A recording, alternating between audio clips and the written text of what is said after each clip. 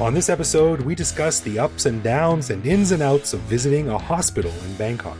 So, if you're curious about medical care in Bangkok and want to hear a few strategies we've learned along the way, you'll love this episode of the Bangkok Podcast.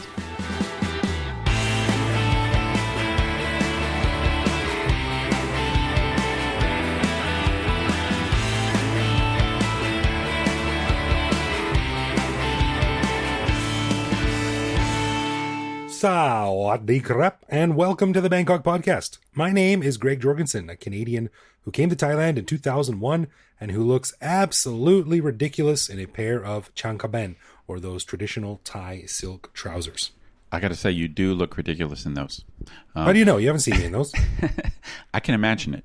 And I met Knuth, an American who came to Thailand on a one-year teaching contract 18 and a half years ago, almost 19 years, and I've been waiting for cannabis to be legalized, so I never left. Well, you might have to leave soon. That's right. Or maybe stay longer. Yeah, I never decided what will happen when cannabis is actually legalized. I've just been waiting for it. Anyway, before we start, a huge thanks to all of our patrons who support the show. For more info on how you can become a patron, just head to the support page on bangkokpodcast.com. And of course, one of the cool things our patrons get is an unscripted, uncensored bonus episode every week where we talk about current events in Thailand and whatever else comes into our minds. We just finished recording this week's bonus show, and we chatted about some news about Thailand's medical marijuana business, hence my intro. The news that maybe, just maybe, certain Thai bars in entertainment zones will be able to stay open until 4 a.m. And also a huge box of Canadian snacks that Greg got from a friend in the motherland, and from which Greg is going to give me some maple syrup. Yeah, I need to give you some maple syrup, otherwise I'm going to be in the hospital with diabetes. It's just not going to be a good scene. I'm going to take you up on that, man. I mean, as I said in the bonus show, I'm from the north coast of America. I live on Lake Erie, man, and so I'm almost Canadian, and I love maple syrup. You're an honorary Canadian. I'll take it as long as that comes with maple syrup.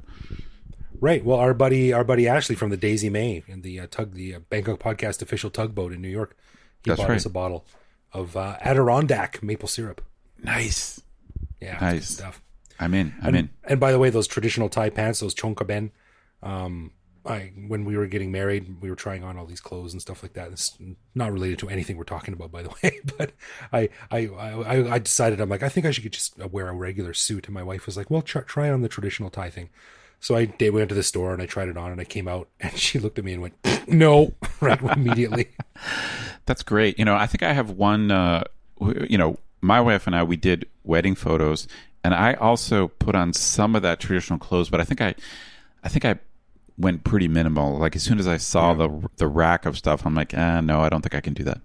Not made for fat Western men. Let me just say that. Yeah, it doesn't. I guess some Westerners look okay in it, but not everybody. Yeah, like a mustache. It's kind of like a mustache. Only a certain number of guys can pull that off. All right. Well, before we jump into it, we have to mention our buddy Grant, who startled me the other day because check this out, Ed. I didn't tell you the story yet. I was waiting for the BTS on the way to work the other day, and some guy walks, but suddenly I see this sort of like large shadow pass in front of me, and this guy walks by me and smacks my shoulder like that. And I look up, I'm like, what? And he points at his ears and he goes, I'm listening to you right now. Oh, really? Yeah. Oh, that's great. It was one of our patrons, one of our buddies named Grant, and he lives close to me actually. And I was just like, what? I was startled because I was listening to my serial killer podcast, the last podcast on the left, which is one of my favorites. That is such a weird. But he's like, I'm sorry I startled you. And I was like, no problem. It happens from time to time. But it was just very funny and very surreal. I'm listening to you right now. It's funny, those weird, those like spontaneous slaps, they can be very startling. It's like, there's something about that where like someone sees you and they're like, hey, and, and I've done it to other people too, where after you do it, you realize, oh God, that was kind of hard. Yeah. Or like, oh my God, I must have looked like an idiot. Just like deer in headlights. What? Yeah. That happened to me once. This is the only time I can remember where it's like I've definitely made mistakes in class, but they don't involve touching students. But I was in class once, and I happened to have what did I have? I had like I think I had like lecture notes in my hand that were kind of like rolled up. And I was walking down this aisle, and I had been bugging the students like to stop talking or stop using their phones or something. There was a student on the aisle, and he just started talking or like doing exactly what I'd already told him 10 times not to do. And I smacked him right in the face with like these notes, lecture notes. Oh, geez, like I was just like smack. And as soon as I did it, I was like, holy crap. Like, I can't believe I did that. Oh, but like I was fired for that.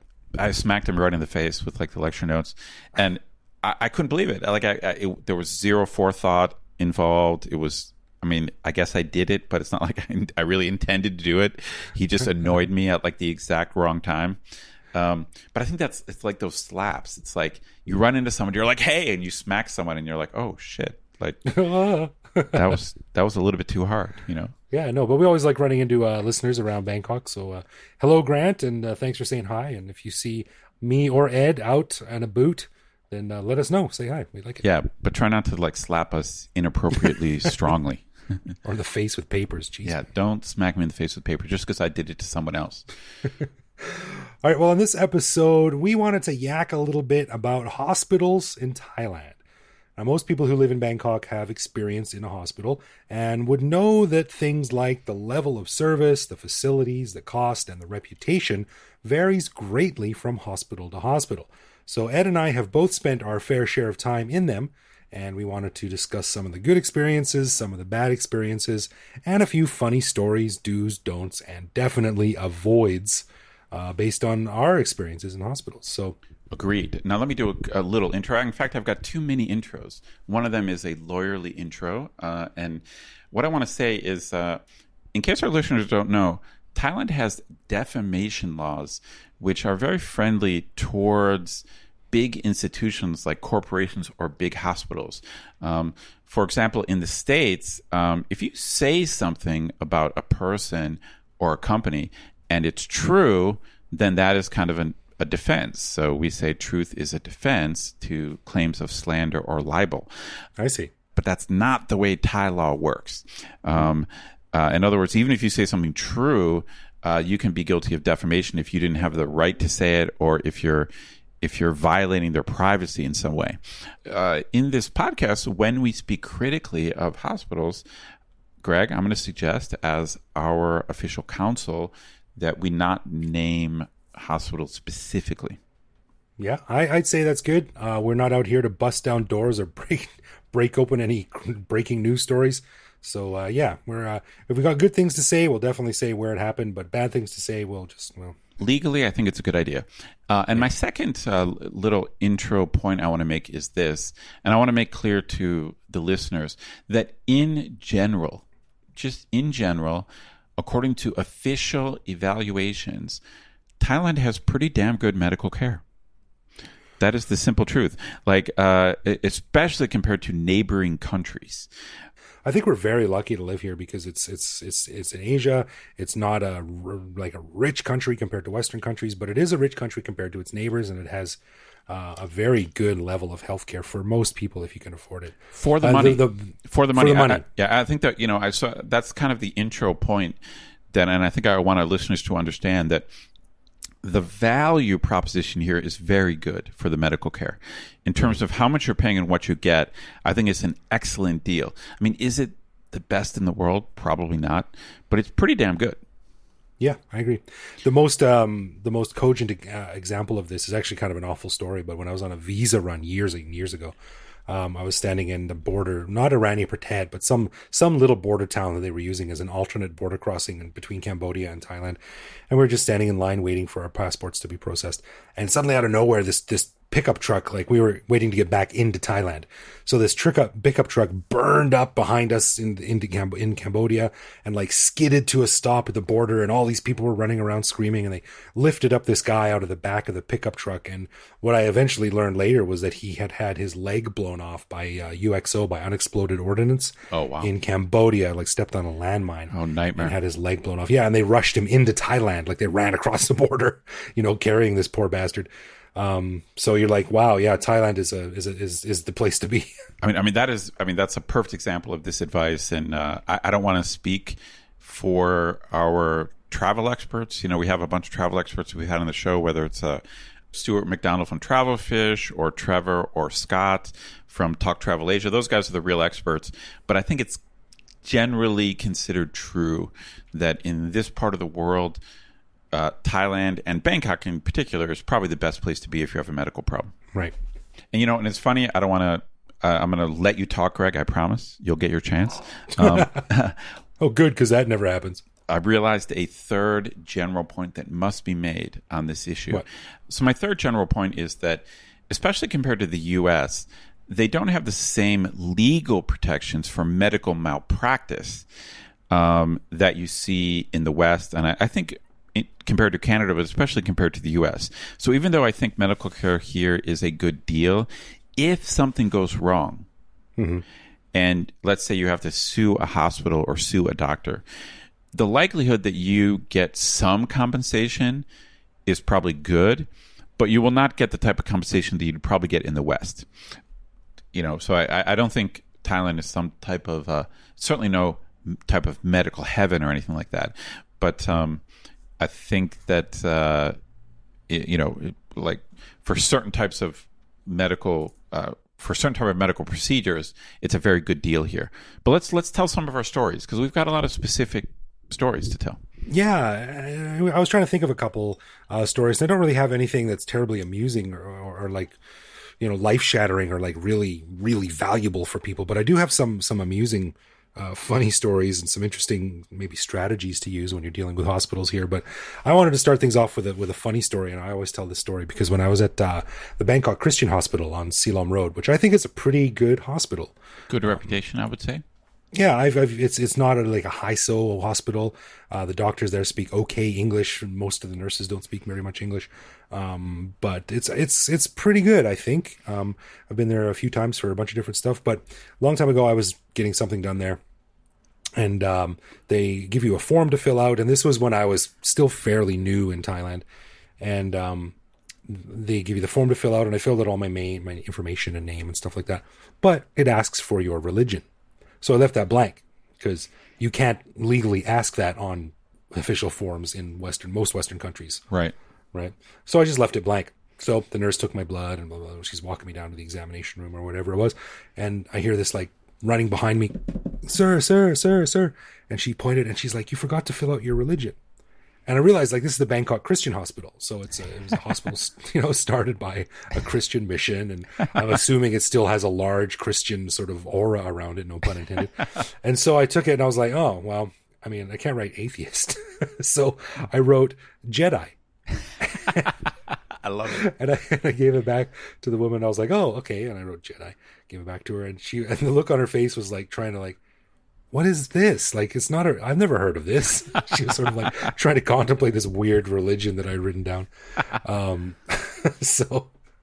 But it didn't affect my treatment or the ease of access to medical care or anything as like that. Far as you know, sort of a paperwork format. Yeah, as far as I know, they did sew a breast onto the back of my head. But it's funny. I wonder if you just wrote down atheist, like what would happen. It's kind of weird that they made you fill that out. It's interesting. Something like a religious question, it might have a place, and I don't even know what U.S. law is on that specific thing, because, some people might want to talk to a priest, or if they're dying, or they might want whatever last rites. So that's a good point. I never thought of that. I'm thinking that in the U.S., it certainly wouldn't be required, but they might ask. I wonder if hospitals might possibly ask in the States. I'm not sure. I don't remember that happening. But just as soon as before the doctor puts on a mask and he goes, "Okay, ready to go under?" I'll just push his hand away and look at him in the eye and go, "Do or do not. There is no try." That's right. You want your surgeon to be a Jedi. That's really what you want. That's right. He pulls out a lightsaber to operate on me. Whoa. It's funny when it comes to specific Thai hospital stories. It's fascinating because I have some incredibly good ones, and I can honestly say that Bangkok hospitals have saved my life. And I'm not going to go into too much detail. And I can't remember. God, what is this, show 74? Is that right? This is 74, yeah. Yeah, so I can't remember what I've talked about, but I am a cancer survivor, and I was diagnosed with cancer at a Thai hospital here in Bangkok, and I survived, and I got cured, or apparently cured, and also the way that it happened, it really was kind of a judgment call of the doctor to run some tests. In other words, it's like I had a problem. The doctor thought it was one thing, gave me like a shot. But I specifically remember him saying, we better check this and let's get you an ultrasound. So he was kind of going extra a little bit, and then that ultrasound found a tumor, and I ended up getting diagnosed with cancer, had surgery, had the tumor removed, survived, everything is good. But at the same hospital, I needed to get a psychological evaluation of my wife. It's a very long story. It had to do with a job she had. And I just needed to get a psychological evaluation, not because something was wrong, but because nothing was wrong. So it's like I went in with my wife and talked to a psychiatrist, and basically the idea was we just wanted her to undergo an evaluation, and of course we wanted, we assumed the evaluation would say, okay, as far as we can tell, right, she's normal, no problems. And it ended up being this weird, ugly argument where the psychiatrist was like, well, if she's not symptomatic, it's like I can't examine her. Yeah. And I was like, no. So I'm trying to explain to the guy, I don't think there's anything wrong with her. I just want you to verify that as far as just whatever, give her the test, interview her. I don't know. I don't know what psychiatrists do. I'm just like, don't you have tests? I thought there were like psychological tests. Isn't that what you do for a living? So I was just like, evaluate her and then write down what you think. That's all we're asking. And basically they refused to do it. It ended up being a fairly ugly thing. And I felt somewhat vindicated because, we had no choice but to leave and go to another hospital, which was actually a competitor, another famous Bangkok International Hospital, which I won't name either of them. But we go into like this other famous Bangkok International Hospital, sit down with a psychiatrist. I explain exactly the same thing. And the doctor's like, so you just need me to evaluate her? And I'm like, yeah. And he's like, okay. And he like asked me to leave. He talked to her for 20 minutes, wrote a report, just said, as far as I can tell, she's normal. And I was just like, thank you so much. Yeah. It's weird because medical care is like a service industry. A lot of it just depends on the person. Like some doctors just give good service. It's like they have good customer they have good customer relations abilities, and other doctors don't. They just don't have that. And that's what I learned here dealing with Thai hospitals is the value of a second opinion. And another interesting angle to this whole discussion we're having is that I left Canada when I was 26. And when you're 26, you're invincible.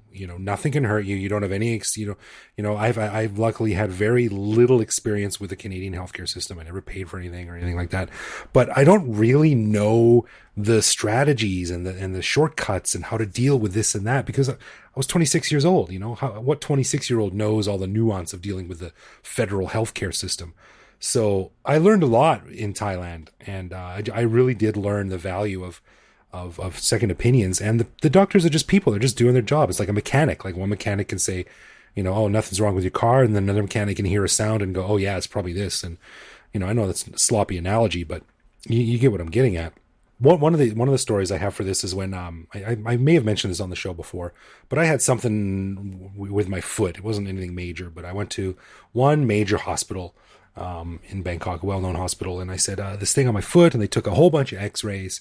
And the doctor said, yeah, well, this is going to cost about 70,000 baht. We've got to cut it out and get in there with, file the bone down or whatever. And I was like, ooh, I didn't have insurance at the time.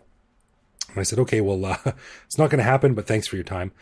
And then he gave me the x-rays, and I took the x-rays to another well-known hospital. And I came in and I said, I got this thing on my foot. Here's the x-rays. What do you say? And I was fully expecting much the same thing. But the guy was like, He looked really closely at the x-rays. He goes, I don't think this is a operation or anything like that. He goes, try this cream. And he gave me this cream, 600 baht. Oh, really? Yeah, 600 baht. And went home. A week later, 100% recovery. Oh, no wow. problems whatsoever. I mean, that definitely tells you the value of a second opinion. You know where I thought that, here's where I thought this story was going to go. And I think this is a worthwhile thing for our listeners to know. And actually, I'm curious what you say about this. When I think of Thai hospitals, I group Thai hospitals into 3 tiers. It's just the way I look at it. Okay. So to me, the cheapest hospitals are Thai government hospitals that are part of their like universal healthcare system. For our listeners that don't know, in Thailand, they have something called the 30 baht healthcare scheme, and 30 baht is basically $1. And you know, and essentially Thai citizens qualify for this, but you do have to like sign up for it and register. And it's mostly poor people that sign up for this program. But more or less, it allows you to get medical care for $1. Right. I think the quality of care that you get in the end is probably pretty decent. But again, it's a bureaucracy. It's not easy to access. Okay, so that's one level of Thai hospitals. Then the second level are what I think of as Thai private hospitals. Okay. So these are things where you're paying. It's more for-profit type thing, but it's predominantly catering to Thai people. So these are probably like catering towards like the Thai middle class and potentially maybe some wealthy Thais. And so these hospitals are considerably more expensive than the government hospitals, especially the 30 baht healthcare scheme. Right? True that. But then above that, there's another level of hospital which you could call the Thai international hospitals. And they're geared towards foreigners, a lot of times foreigners coming to Thailand for medical care. Like, the cliche is kind of like rich Arabs coming, but that's the cliche. And I think sometimes it is like that, like millionaires or even billionaires coming to Thailand. But I think it just means like world-class level of care. And of course that's the most expensive. And at these places, you're going to see a lot of foreigners, but also, of course, wealthy Thai people you'll see there as well. Does that 3-tiered structure make sense to you? Yeah, it makes sense to me. Yeah, it's almost like a school system in Thailand. You've got the regular one, and then you've got the mid-level one, the bilingual schools, and then you've got the super international schools, which cost an arm and a leg. So that makes sense. In a way, that is a kind of a Thai. It is a Thai thing, and I've got a good story. Also involves my wife, but totally separate from the other story. A long time ago, thank God, I think 14 years ago, a very long time ago, my wife was in a bad motorbike accident. About the most dangerous thing you can do in Thailand is ride a motorbike. So listeners, be aware. Yeah, no kidding. And my wife was riding a motorbike herself. She was, operating it, and got into an accident and was knocked unconscious. And some total strangers, thank God for good-hearted strangers, is they took her to a very nearby hospital. So this, I can just tell you where this is. So she was on Petbury Road, and she was very close to, I think it's just called Petbury Hospital. And it's a Thai government hospital. She happened to be very close to when she was knocked unconscious. And some strangers carried her body to this hospital. And then eventually they figured out who she was, like from her purse or whatever. And her sister got a phone call, and I found out.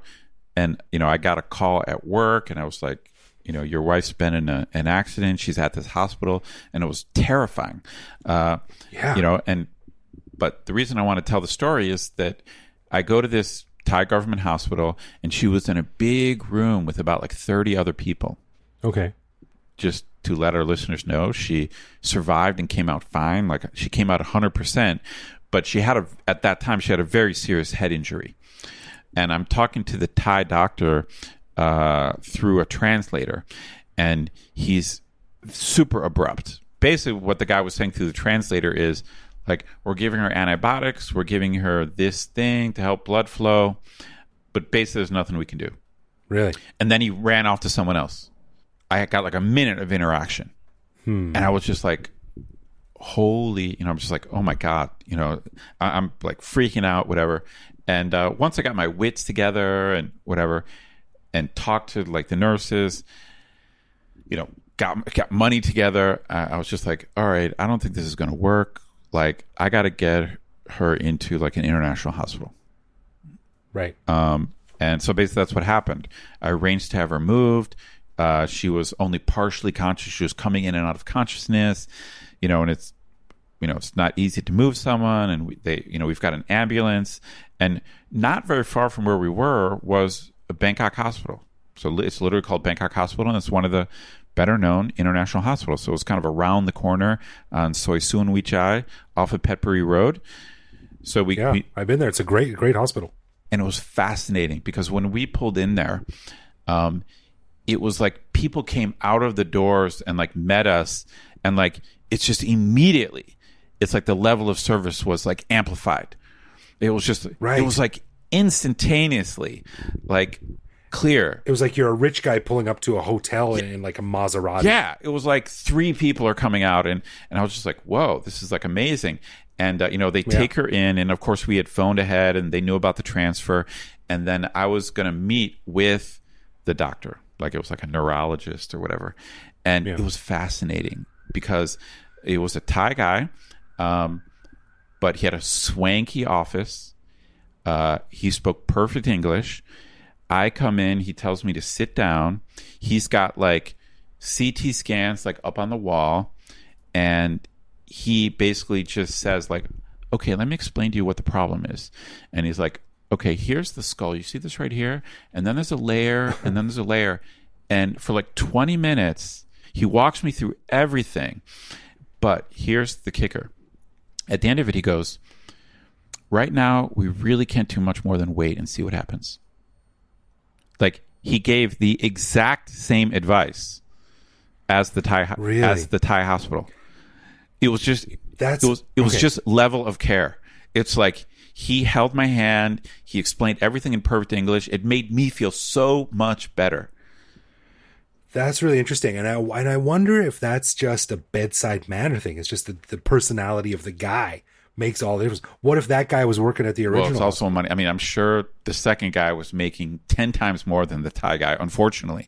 Like it was just the level of care, and so whatever. So in that case, I really was paying for comfort, but to me at the time it was worth it. I was just like, I felt so much better because the other guy was the other guy. It turns out the two guys gave identical medical advice. That's really interesting because I have a similar story because a buddy of mine was here and he was visiting from Canada and he got a mosquito bite while he was spending like a week on Koh Samet, and it got infected and turned into like this really hard lump on his leg, and this little clinic on Samet could only give him some antibiotics and stuff like that. So so I went down and spent a few days with him, and by the time we got back to Bangkok, it was clear that he needed medical attention. This thing was getting infected, and it was his leg was starting to swell up. And we went to a hospital, a sort of a mid-level hospital, and the guy basically said, okay, you need to, and through very broken English, and it's kind of rough around the edges a little bit, and he's like, okay, you need to check into the hospital, we need to have surgery, and we need to take care of this right away. And my buddy was a little bit trepidatious. He wanted to make sure he had the best health care because he had full insurance that would pay for anything. So he said, what do you think? And I was like, well, let's go to like Bummergrad because that's like the top hospital, right? So I said, let's go to Bummergrad. You're guaranteed to get really good service there. And if insurance is paying for it, then why not? So we went to Bummergrad, and it was the exact same experience. He had, people wheel him out on a like a gurney and stuff like that. And they checked him in, and he had a swank private room with a TV and Wi-Fi. And the advice they gave, exactly the same. We got to get you checked in. We got to get you into surgery, and you're probably going to be here for a week. It's a strange thing because I'm sure that they must have some experts at those expensive hospitals that are not at the cheaper hospitals. I'm sure that must be the case. Like they must be capable of doing more sophisticated surgeries and things like that. They must be. But the bottom line is, I think you're really paying for the comfort and the care and the special handling and the better English. Like, it's peace of mind, man. And that in itself is almost a medical that's thing. why, it's funny because I never regretted making the move, like to Bangkok Hospital. It was 7 or 8 times more expensive. It was like, it was more than 5 times more expensive. But I basically really never doubted it, because it was just, I just felt so much more comfortable there. It's like they were so good. And I mean, it's the level of English, and it was the time that the guy had. It's a simple thing, but it makes such a huge difference, and especially in a stressful situation like that, where all you want is someone to give you a hug, and say it's all good, we got this. Yeah, I mean, it was, but I mean, I remember it just, I think I was in his office for 30 to 45 minutes. And he just answered any question, because I had all these questions. I didn't know anything about head injuries or head trauma, and he just was willing to talk to me for as long as I needed. One story I tell a lot is my experience getting an MRI for my back, because I've got a bad back. And I went to Bummergrad, and I walked in and the doctor examined me, and he's like, "Yeah, I think we need to take some." He took some X-rays, and he's like, "Okay, there's a problem here. We need to do an MRI."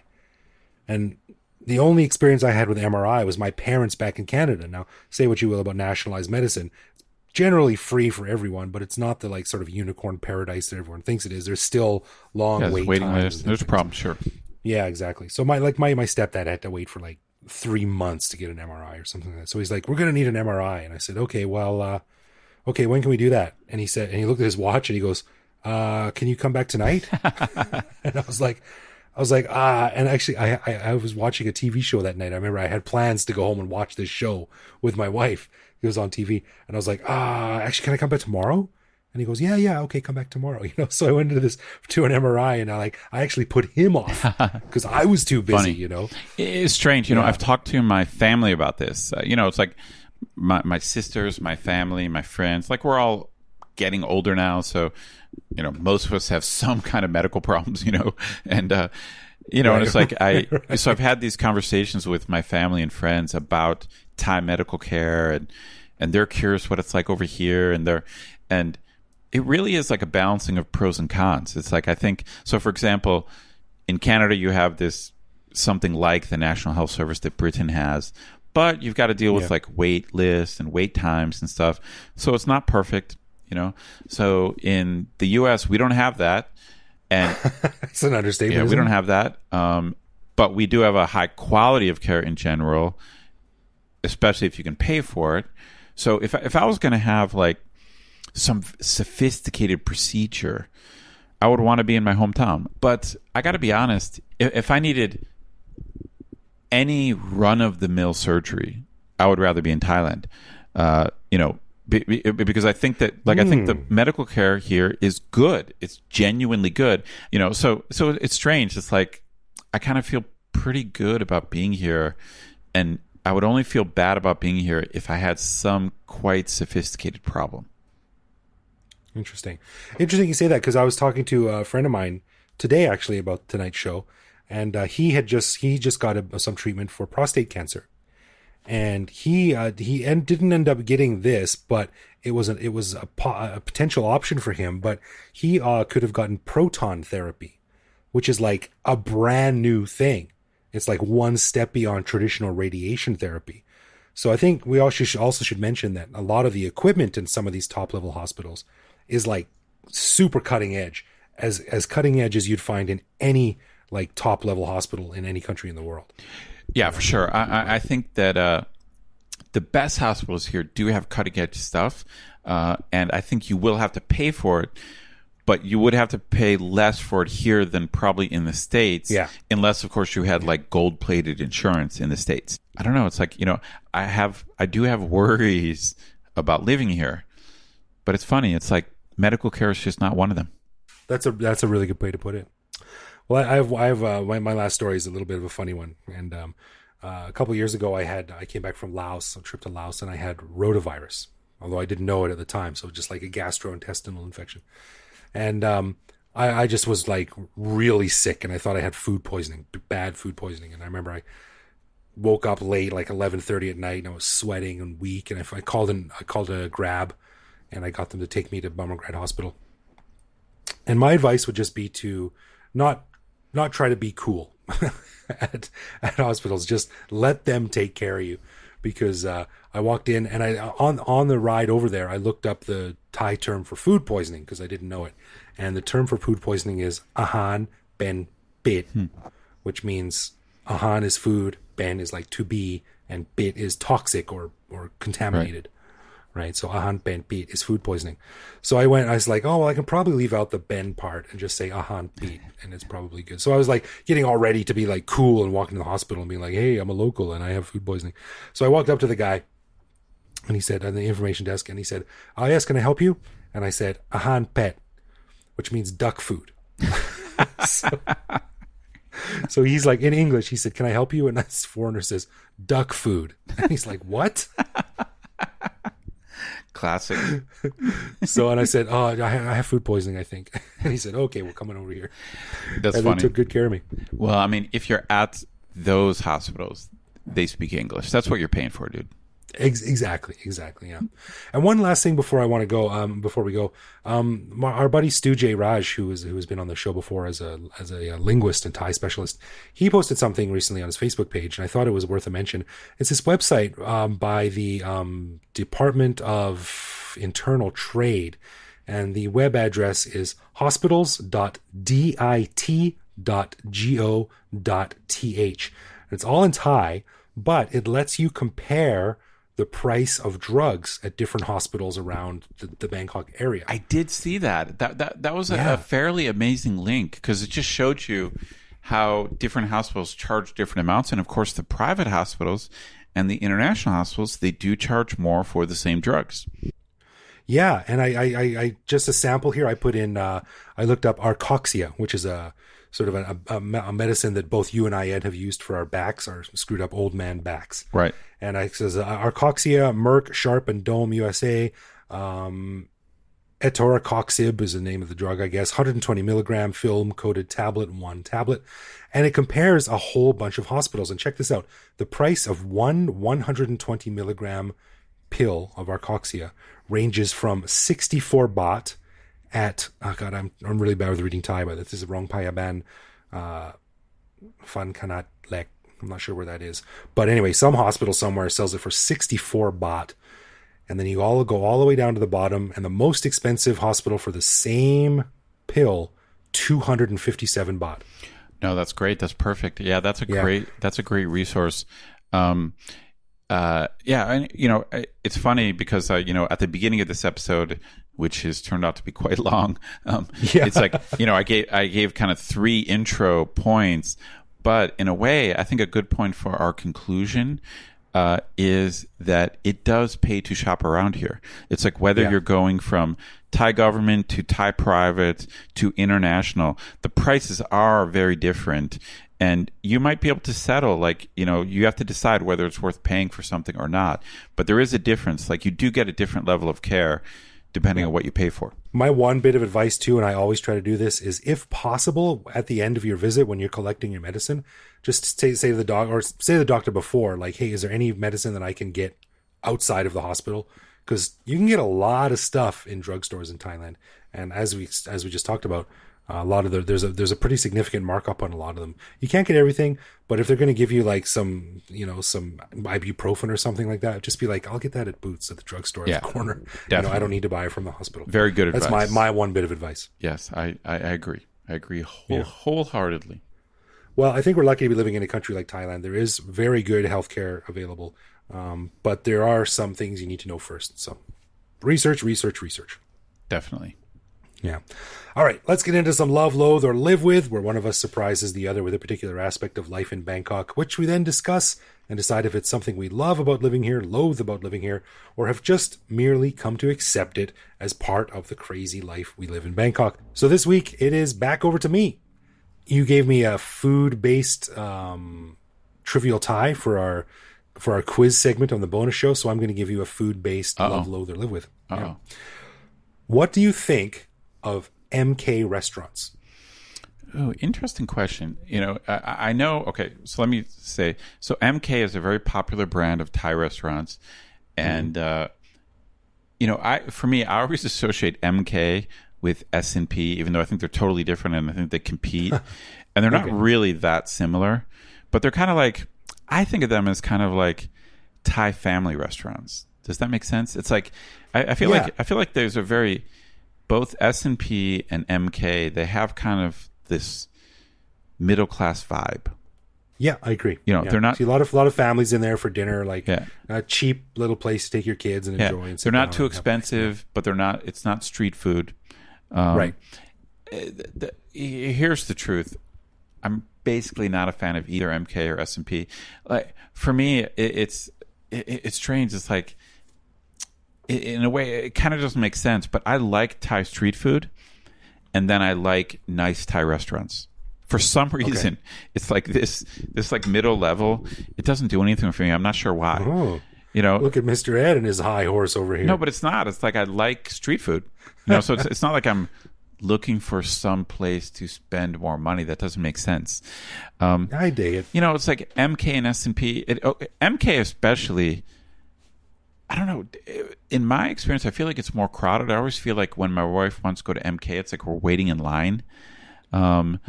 And I don't know. And it's like, I'm not a huge fan of the pot at the table. To cook your own food. Because they've got a pot of boiling water in the middle of the table and you order your ingredients and then you dump it in the pot. Yeah, it's a very Thai/Asian. I know it's also, there's Korean barbecue and stuff.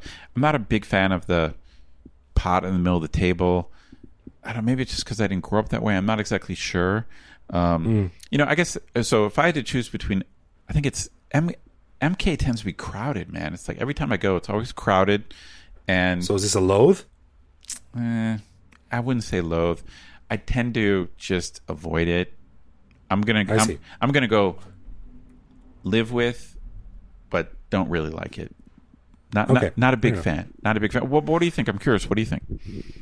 I love it. I love MK. And when people say that I don't like it, I don't really get it. Interesting. I think it's great. It's not expensive. It's healthy because you're basically making boiled vegetables. The sauce they have, the dipping sauce, I really love that.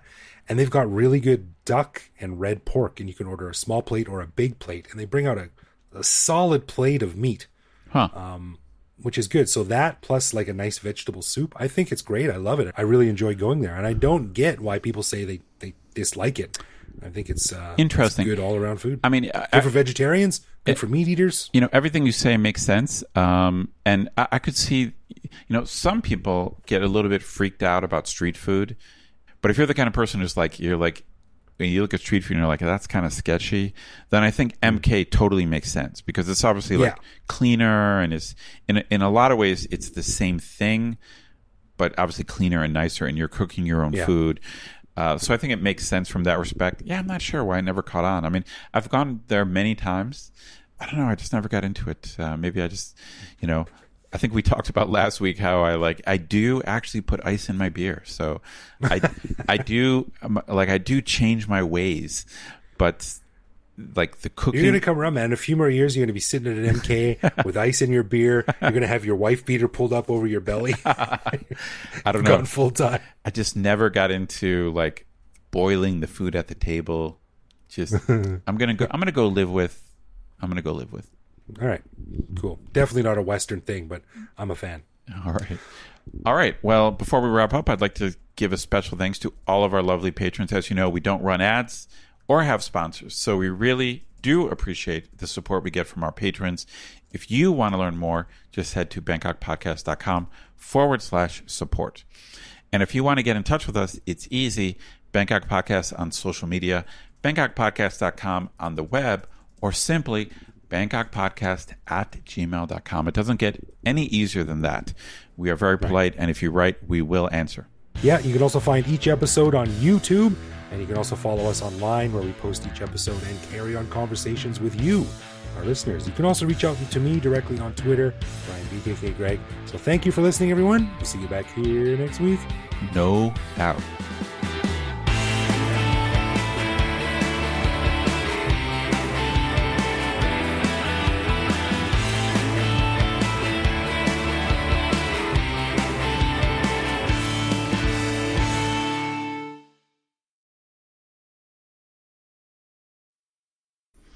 I'm a kind of a dick to my students about peeing in class.